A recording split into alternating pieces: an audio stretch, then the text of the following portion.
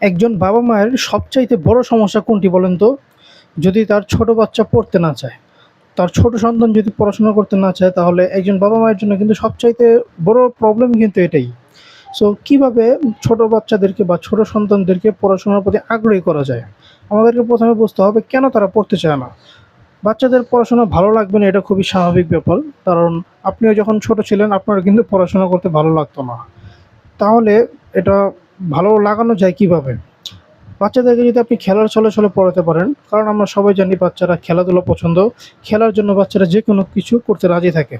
So আপনি খেলার ছলে ছলে যদি তাকে পড়াতে পারেন, সে পড়াশোনার প্রতি আগ্রহী হবে। সো বাচ্চাদেরকে যেন আপনি খেলার ছলে ছলে পড়াতে পারেন, তার জন্য আমরা নিয়ে এসেছি একটি প্রাথমিক লার্নিং কম্বো সেট, যেটার মাধ্যমে তারা খেলতে, খেলতে পড়তে পারবে। এটার ভিতরে অনেকগুলো আইটেম দেয়া আছে, যেগুলোর মাধ্যমে প্রতিটার মাধ্যমে ভিন্ন, ভিন্ন জিনিস শিখতে পারবে, ভিন্ন, ভিন্নভাবে শিখতে পারবে। সো চলুন কী, কী আছে দেখি। এটার ভিতরে ১ম এ আছে হচ্ছে একটি পাজল বোর্ড। এটার ভিতরে 1, 2, 3, 4, 5, 6, 7, 8, 9 এই সংখ্যাগুলো দেয়া আছে। সবগুলো সংখ্যাকে বের করে আবার জায়গাটা জায়গায় বসাতে হবে। এটা কিন্তু সহজে বসানো যাবে না। অনেক চিন্তা করে ধৈর্য ধরে তারপর বসাতে হবে। এতে করে তার সংখ্যাগুলো শেখা হবে।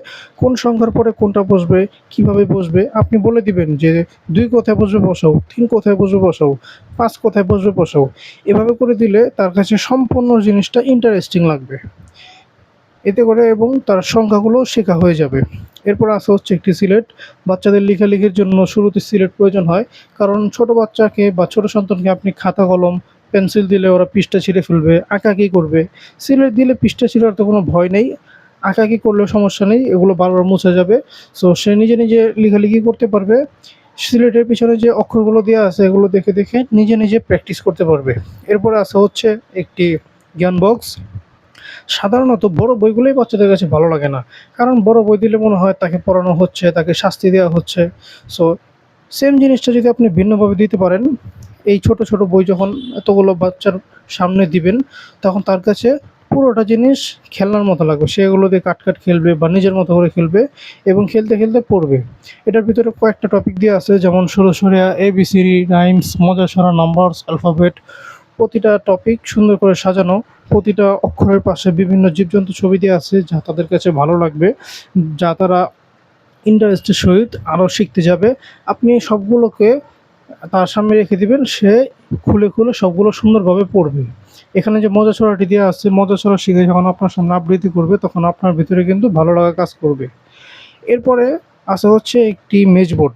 দেখা যায় সারাদিন তো পড়বে না বা সবসময় তো পড়বে না।